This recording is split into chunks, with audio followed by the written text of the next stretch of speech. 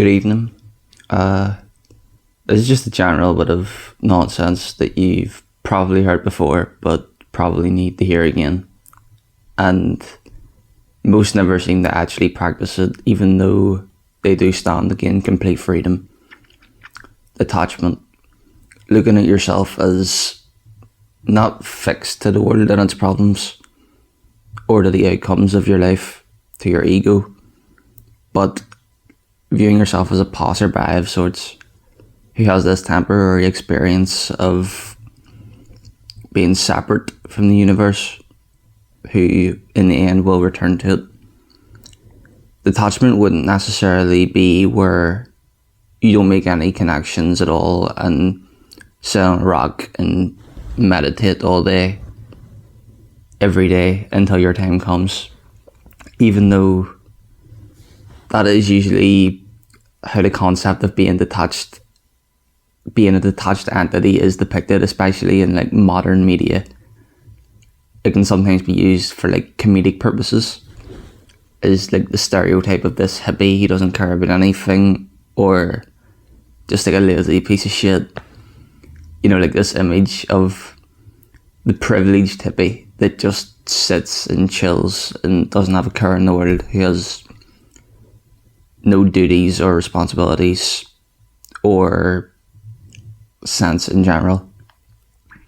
Or it can be seen that if you're detached, you're a negative or uncaring person who is morally negligent. But you don't have to be that. You can engage in all that life has to offer to its fullest extent, to take in and feel things fully, without being a slave to emotions, without letting your peace of mind be disrupted by what you can't really control. That's all. It's not a particularly deep introspection. You're just living and engaging and experiencing without being reliant on things, without being reliant on them going exactly how you want to, without having expectations or emotional need for things to go a certain way. You don't have to be like a psychopath to be able to completely embody that detached mindset either. You simply aren't emotionally attached to the outcomes or to the external factors of your own mind, outside of your own mind, more. Like things like what other people think of you, or just how others live and behave in general, you know. Because in reality, other people and external factors cannot hurt your soul. Nothing can, apart from you, your mind and your thoughts. Emotions like anger and greed can rot you from the inside. And if you decide to be detached from earthly things, overly invested emotion, external factors, or outcomes, if you decide not to be, then your ego can take a hit. And if you decide not to be detached, not to be attached to these things, then you're free. That is the key to freedom. Your happiness and peace wouldn't be dependent on external factors.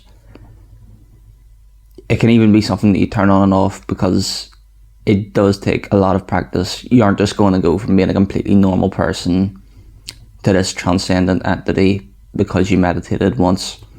But at the same time, it's not much work, because it's kind of easier to be in a detached state than an emotionally attached one, given that to be emotionally attached, you actually have to do something and invest your energy in things, whereas achieving detachment is simply understanding your place in the universe, what matters to you and what doesn't, what actually drives you and deserves your attention and deserves your emotional input. A wee analogy would be how it's like being on a boat. The boat being emotional attachment.